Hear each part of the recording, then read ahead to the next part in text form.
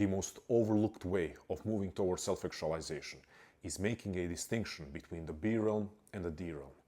And I know most of you have never heard of and have no idea what the B realm and the D realm is.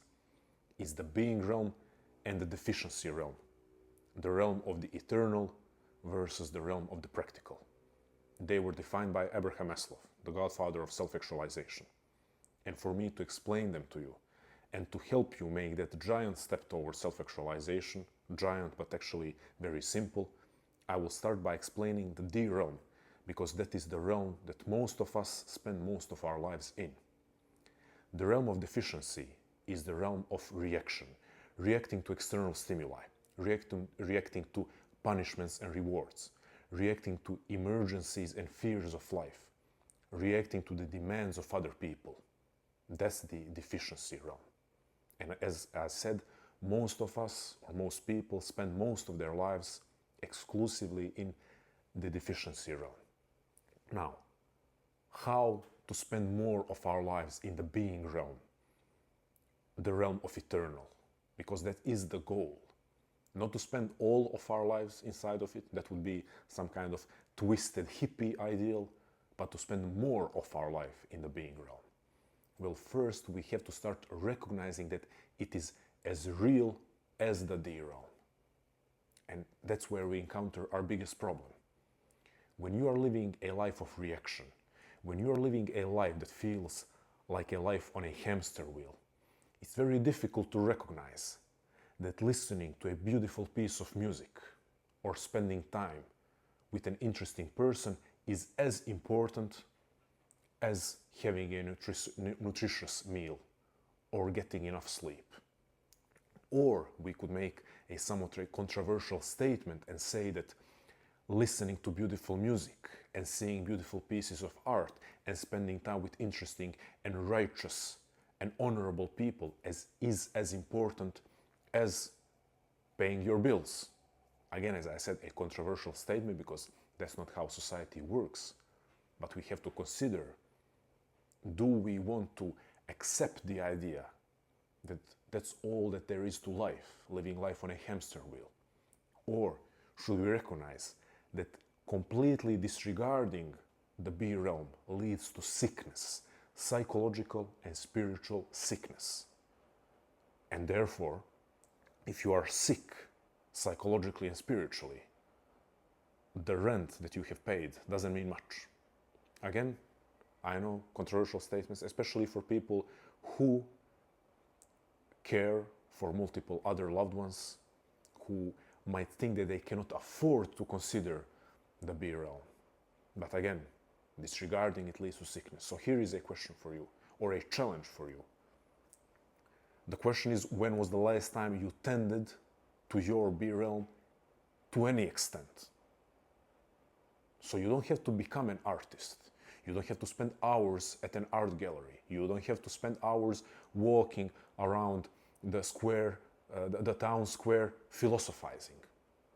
But have you taken 5 minutes to engage in B realm in some way? Go to a park, look at other people, engaging in physical activity, contemplate for 5 minutes, 10 minutes, the beauty of human vitality across ages.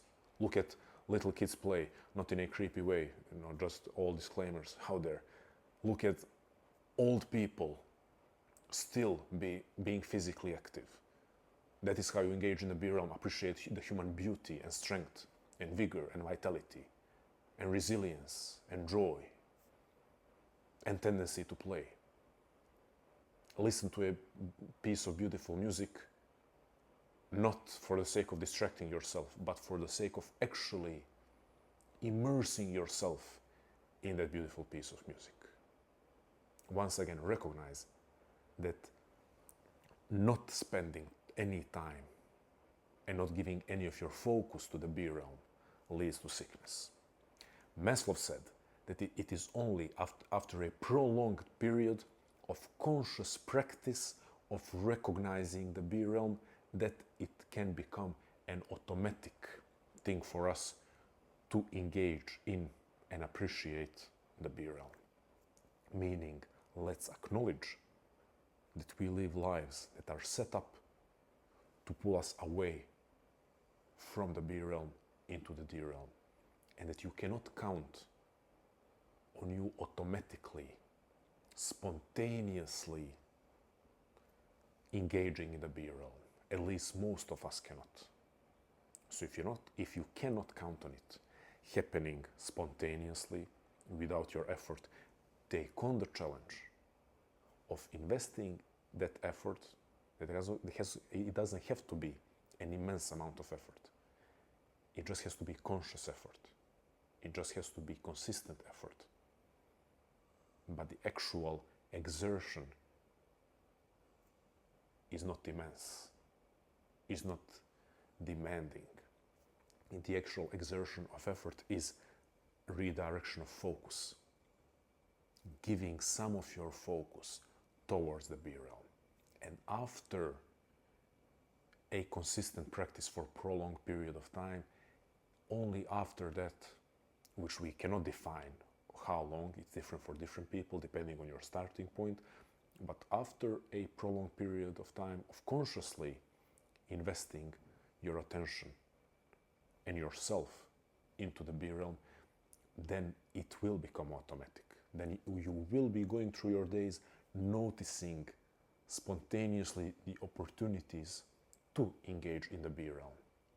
And once again, the goal isn't to fully abandon the D realm and spend all of our time in the B realm, contemplating beauty, enjoying beauty, contemplating justice, honor, truth, transcendence, nature. We cannot fully move towards and into the B realm because, again, as I said, that would be some kind of twisted hippie fantasy that completely disregards the reality and necessity of the real and practical world.